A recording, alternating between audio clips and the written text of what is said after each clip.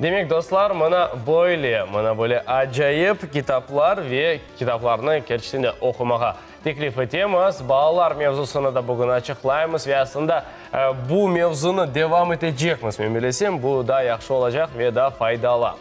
Evet, sayılı dostlar, növbеттeki musafirimizni biz bu bayram hakkında da tafsilatlıca söhbet edeceğiz. Bizim studiyamızda Musafir Gasprinskiy adına kitapxanenin usulcusu Gulnara Şasaidova. Selam алейкум, hoş geldiniz bizim studiyamızga. Nasılsınız? Как обычно начинается ваше утро? Утро уже хорошо, что оно начинается, поэтому особенно весеннее утро, и чашечка кофе, и все, и счастье, полна душа, и все хорошо. Всемирный день детской книги. Да, сегодня Всемирный день детской книги. Вообще с детской книгой все очень непросто на самом деле, потому что до 17 века вообще детской литературы как таковой не существовало. Не только там у нас, а вообще ее не было. Что читали дети, спросите вы. Дети читали то же самое, что и взрослые. Ну и, конечно же, Библия, да, закон Божий был. Но в 18 веке, в конце 17 века появляется Дефо, появляется Робинзон Крузо, появляется Гулливер Свифта, и ну, как-то так появляется детская вроде как литература. В России ситуация такая же была на самом деле. Да? Детки читали закон, изучали закон Божий, легенды, сказки, такое народно-устное творчество. На самом деле, я вообще считаю, я так немножко отвлекусь, что легенды, сказки и то, что называется предание, почему так дети до сих пор любят, на мой взгляд, это такая генетическая память, которая связывает нас с прадедами нашими. И это такая связующая нить, да, что мы не откуда взялись, да, а мы вот имеем корни, очень глубокие корни. И поэтому никуда сказки, легенды и предания не уходят. Это и до сих пор самое любимое чтиво наших детей. И нас с вами, я думаю, вы тоже, вспоминая, что вам рассказывали ваши родители, вы тоже будете прежде всего вспоминать не книжечку, которую вам прочли, а именно то, что какие-то истории, которые вам рассказывали родители на ночь. Поэтому вот я считаю, это очень здорово, что сказки, предания, легенды никуда не уходят из нашей жизни. Что касаемо литературы, это потом уже с появлением братьев Гримм и с появлением Андерсена появляется детская литература. Они целенаправленно пишут для детей. Ну, соответственно, в России это и Пушкин, и Погорельский, конечно, и Аксаков. То есть это люди, которые, да, целенаправленно писали для детей. Но вот что касаемо крымско-татарской литературы, да, что понятно, что вот так далекое время не будем брать, да, об этом я уже говорила. При Гаспринском Гаспринский и его сторонники и последователи, они преподавали в школах и медресе. И для учебники, в принципе, они писали сами. Да. И у нас есть детские рассказы и сказки, написанные Гаспринским. В начале 20 века это Амди Гирайбай, он тоже писал для деток, мало кто знает.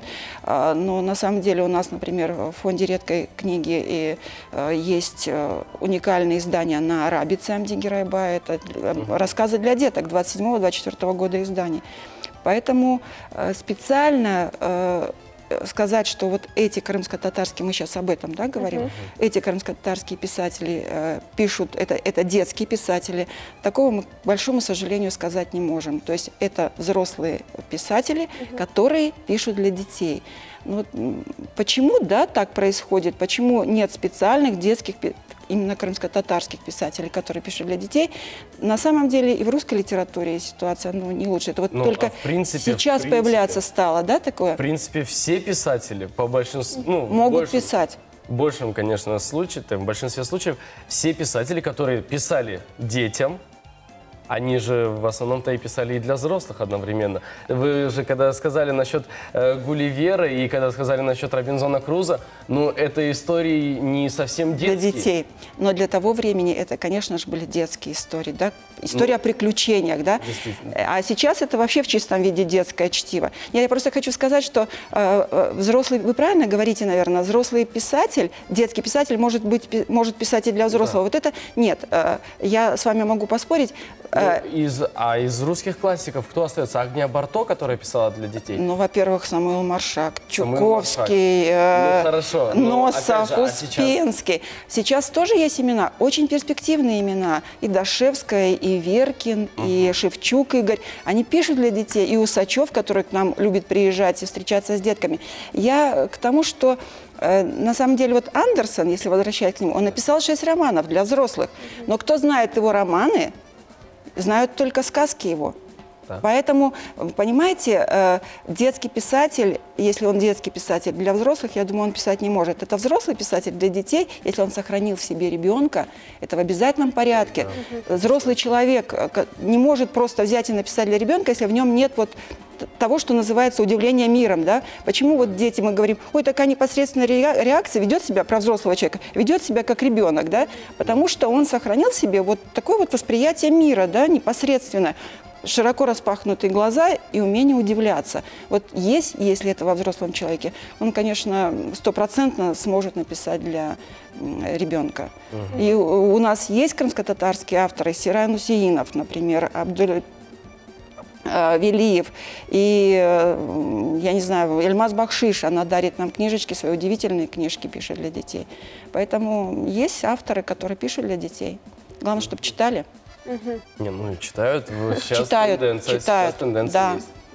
А в Конечно, библиотеке Гаспринского посетителей больше становится с каждым днем? Потому что просто я знаю, что сейчас есть тенденция именно к чтению, и это сейчас очень модно. Это именно стало модно. Хотя говорят, что вечно модно читать. Дело в том, что вот говоря про взрослую книгу, ну вот говорят гаджеты, да, я вернусь вот к сегодняшнему дню. У нас сегодня, сегодня День детской книги, мы будем отмечать его, у нас будет презентация новой детской литературы, у нас вообще День новой литературы сегодня детской, но мы специально сегодня сделали еще и просмотр из нашего фонда редких книг и книжных памятников. Это вот те самые книги, о которых я вам говорила, да, и Амди Герайбая, и Гаспринского рассказы. У нас переводные есть стихотворения Александра Сергеевича Пушкина, Барто, Чуковского. То есть все это, они года издания довоенного, то есть это 20 век, начало 20 века. Для детей это вообще вечность, да, назад это было, это 100 лет назад для них было. Это действительно абсолютно другое поколение. И мы говорим гаджеты. Вот я совершенно уверенно заявляю, что гаджеты проигрывают перед тем, когда вот вы смотрите на эти издания, и вы понимаете, что вот ничего нет выше человеческой энергетики. Эти желтые страницы, да, их листали, видно, что книгами пользовались. Они не просто так на полочке стояли, ими пользовались. И энергетика людей, которые читали эти книги, и энергетика писателей, которые писали эту книгу. И я думаю, тут ни один гаджет просто не устоит, не имеет никаких шансов на выживание. Вот за это я, кстати, и люблю библиотеку Гаспринского, потому что большинство произведений, наших произведений, их нет в электронном виде, и вот ты приходишь, и именно вот берешь, и вот она. История. Вот это, да, действительно, это очень круто. А вы говорите, если читатели всегда будут в библиотеке Гаспринского, потому что там, правильно вы говорите, история. Это история нашего народа, история нашего языка, история нашей литературы.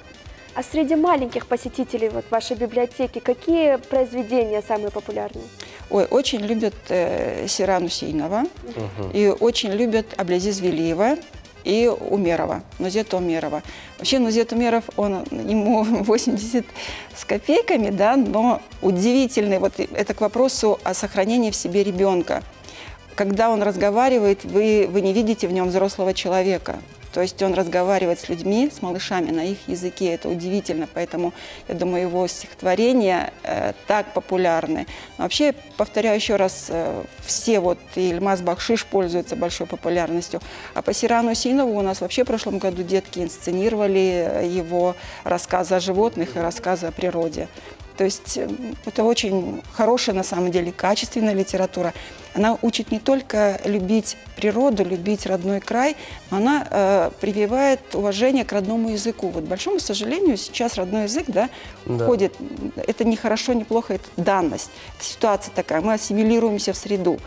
Но книги почему читать нужно на родном языке, даже если это трудно, даже если это не всегда тебе нужно, но это нужно. потому что это родной язык. Это музыка родного языка, это душа растет в родном языке, это так должно быть. Ну, действительно, с самых малых лет просто хотя бы слышать крымско-татарскую речь, Да. этого уже достаточно для того, чтобы человек мог составлять предложения и разговаривать, в принципе, это несложно. А все-таки вот насчет детей мы затронули тему. Родители все-таки приводят своих детей в библиотеку. Это очень важно, по-моему. Это важно, вы правильно говорите. На самом деле все начинается с семьи, да? Есть читающие родители, значит, будут читающие дети. Да. У нас в библиотеке работает, ну, вы, наверное, уже слышали про него, да? Центр детского крымско-татарского чтения «Чокрачик» называется. Да. Приходят на него родители с детьми, молодые родители с детками, от 5 до 9 лет. Они приходят, вот та самая инсценировка, например, по Сирану Сейнову у нас была сделана именно с этими ребятами. Один раз в месяц они собираются и показывают результат своей деятельности. То есть они читают на крымско-татарском языке, родители при этом присутствуют. И даже если родители не владеют языком, да, они учатся вместе с детьми. То есть и сам факт прихода родителей с детьми в библиотеку, это тоже говорит, наверное, о многом. Родители приходят в библиотеку и, соответственно, повторяю еще раз, они растут с детьми. И дети растут вместе с родителями со своими. Это очень важно. А вот мы знаем, что в библиотеке есть детский уголок. И вот какая литература, какие авторы представлены? Ну, помимо современной литературы, то, о чем я вам говорила, имена, да, конечно, это и Барто, это и русская представлена классика, вся советская классика детская, представлены крымско-татарские авторы и зарубежная литература, конечно же. Вообще, я хочу сказать, что сейчас издается много литературы не художественной, а отраслевой, так скажем, да, адаптированной для деток. У нас есть, например, Конституция Российской Федерации для детей. Да, или право, да, совершенно верно. Это очень здорово на самом деле. Есть право, законы Российской Федерации, но они сделаны в виде путешествия по Шерлока Холмса по нашему праву. Ну, то есть это удивительные вещи, такие штуки, адаптированы именно для деток. Это интересно, и детям интересно. Ну, то есть понятно, что играя, ребенок познает мир. Это вот те самые ходы, через которые мы добиваемся каких-то знаний. Мне кажется, не только детям интересно. Да, это вообще детские книжки сейчас, да, но это понимаем, маркетинговые ходы там и так далее. Они великолепная полиграфия их отличает и великолепное оформление, да. Это целое искусство книжное. Понятно, что вы берете книгу, это знакомство, первое знакомство ребенка там, да, с миром сказок и так далее. И вот какое впечатление произведет книга на ребенка, да, так дальше и будет. Он идти понравится, ему не понравится. Поэтому и художники стараются, и стараются писатели, и издатели стараются. Это действительно берешь и произведение искусства книга. Но ее можно трогать, ее можно переворачивать, с ней можно играть, ее можно разрисовывать, потому что, вы знаете, наверное, сейчас есть книжки-раскраски. То есть это очень здорово на самом деле. Ну, надеемся, что их будет еще больше, самое главное. Конечно. И самое главное на крымско-татарском языке, чтобы писали, конечно, сказки. Возвращаемся к сегодняшнему мероприятию, да, все-таки Да. День детской книги. У нас будет приготовлена уже, мы ее сделали, большая выставка новой детской литературы, где литература представлена на всех языках и по всем отраслям знаний. И, кроме того, мы сделаем ретро-обзор выставки, вот тоже то, о чем я вам говорила. Будет представлен наш редкий фонд. Будут литературные игры и викторины, в которых могут детки поучаствовать. И будет у нас интерактив, они смогут проиллюстрировать любимую книгу. То есть понятно, что книга с иллюстрациями, но у ребенка свой взгляд на некоторые тексты. Вот перед этим был сюжет по «Маленькому принцу». Да? Например, у нас детки очень любят рисовать своего маленького принца, своего барашка. То есть видят они совсем по-другому. Вообще, если говорить о значимости и значении детской книги, вот когда говорят, хотят подчеркнуть единение людей, да, они говорят, им в детстве читали одни и те же книги. Но вот это очень важно на самом деле, да, что в детстве ребенку прочтут и что читают. С чего начнут? С чего начнут, совершенно верно. Детство короткое, а книг хороших много. Поэтому очень избирательно нужно, наверное, подходить к этому вопросу.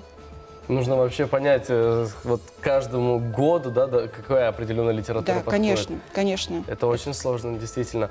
Со скольки начинается эта выставка? С 11 часов, пожалуйста, добро пожаловать, мы всех ждем, она открыта, и будем рады видеть всех желающих, и взрослых, и деток, потому что это действительно очень интересно.